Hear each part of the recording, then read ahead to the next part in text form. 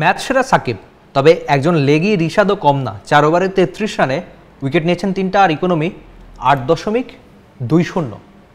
এই বোলিং পরিসংখ্যানটা একেবারে এক্সট্রাঅর্ডিনারি কিছু না, তবে জয়ের জন্য অবশ্যই আপনি বলতেই পারেন। অন্তত প্রেক্ষাপটটা আপনাকে বলি, মাঝের ওই সময়টায় নেদারল্যান্ডসের ব্যাটিংটা দেখে মনে হচ্ছিল যে বাংলাদেশ বুঝি আজ হেরে যাবে, তবে বাংলাদেশ ঠিকই জিতলো। বিশেষ করে ওই রিশাদের প্রশংসা আপনার একটু বেশি করতে হবে। টানা 3 বলে 2টো উইকেট, হ্যাট্রিকের সম্ভাবনা জাগানো, ওই যে 3টা উইকেট, খুব গুরুত্বপূর্ণ 3টা উইকেট, যখন দরকার ছিল ঠিক তখনই কিন্তু ব্রেক থ্রু এনে দিলেন এই লেগি। তার প্রশংসা সাকিব আল হাসান করেছেন, তার প্রশংসা বাংলাদেশ ক্যাপ্টেন নাজমুল হোসেন শান্ত করেছেন। এমন বোলিংটা করেছেন তার প্রশংসা সবাই করতে বাধ্য, তিনি নিজেই বাধ্য করছেন। ওই যে সাম্প্রতিক সময়ে আমাদের লেগ স্পিনার নাই কত আলোচনা সমালোচনা, কিন্তু রিশাদের কল্যাণেই পাওয়া গেল একজন লেগ স্পিনার, সেটা আবার সবাই মানছে না। সাম্প্রতিক সময়ে ব্যাট হাতেও রান করছেন, আবার বল হাতেও নিজের সেরাটা দিচ্ছেন। এর আগে যে কয়েকটা সিরিজ ঘরের মাটিতে খেলেছেন, খুব ভালো বল করেছেন, এমনকি বিদেশে বিশ্বকাপে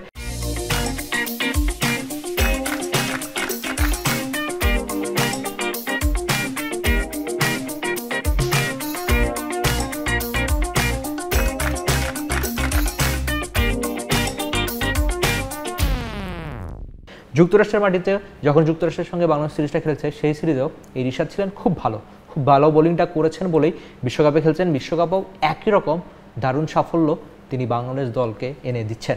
তবে আরেকজন বোলার কিপটেমিং করেন যিনি প্রায়শই খুব বেশি, মুস্তাফিজুর রহমান আজও ঠিক তাই। তার ইকোনমি মাত্র 3, 4 ওভারে 12টা রান খরচ করেছেন। বাংলাদেশের বোর্ডে যখন 159-160 রানের টার্গেট, আর আপনার অন্যতম সেরা বোলার যখন ইকোনমি থাকবে 3 একটা টি20 ম্যাচে, তখনই আপনি ম্যাচটা জিতে যাবেন। এই জন্যই বোধহয় বাংলাদেশ জিতেছে। আমরা রিশাদ নিয়ে অনেক আলোচনা করলাম, সাকিব নিয়ে অনেক আলোচনা করলাম, তবে একটা নাম নিয়ে আলোচনা না করলে একটু অন্যায়ই হবে, সেই নামটা অবশ্যই মুস্তাফিজুর রহমান। ওই যে অপ্রতিরোধ্য যে ফিজ, সেই ফিজের দেখা না মিললেও কার্যকরী এক ফিজের দেখা মিলেছে, সেটা অবশ্যই আপনি বলতেই পারেন। 4 ওভারে মাত্র 12টা রান, আপনি আর কি বলবেন। আইপিএলটা তিনি খেললেন, খুব ভালো বোলিংটা করলেন, চেন্নাইয়ের সঙ্গে ধোনির সঙ্গে বেশ ভালো সময় কাটিয়েছেন। সেই ভালো সময়টা বাংলাদেশের জার্সিতে কাটাক, সেটাই সবার চাওয়া ছিল। বিশ্বকাপে তিনি দারুণ বোলিংটা করছেন, এখন পর্যন্ত অন্তত তা বলাই যায়। আজ প্রথম ওভারটা তাকে ক্যাপ্টেন দিয়েছিল, এরপরে মাঝে মাঝে আবার বোলিং এসেছেন, ঠিক যখনই বোলিং এসেছেন চাপ সৃষ্টি করেছেন।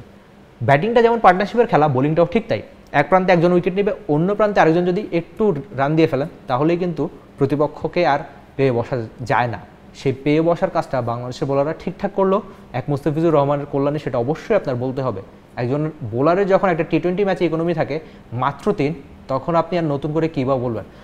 রিশাদের ম্যাজিক কিংবা মুস্তাফিজের দারুণ বলি, বাংলাদেশ সুপার 8-এর খুব কাছে, একেবারে অল্প স্বল্প দূরত্ব, এখন আপনি সেটা বলতেই পারেন। ফিজ রিশাদের কল্যাণে কিংবা তাসকিন তানজিম সাকিব বা সাকিব আল হাসানদের কল্যাণে বাংলাদেশের বোলিং লাইন আপটা ঠিকঠাক, বাংলাদেশের ব্যাটিং লাইন আপটাও ঠিকঠাক হয়ে যাক, সেটাই বোধ হয় আমার মতো আপনাদেরও চাওয়া।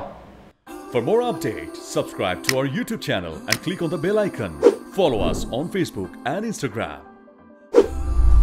Download T-Sports app to enjoy exciting games and highlights. Visit tsports.com.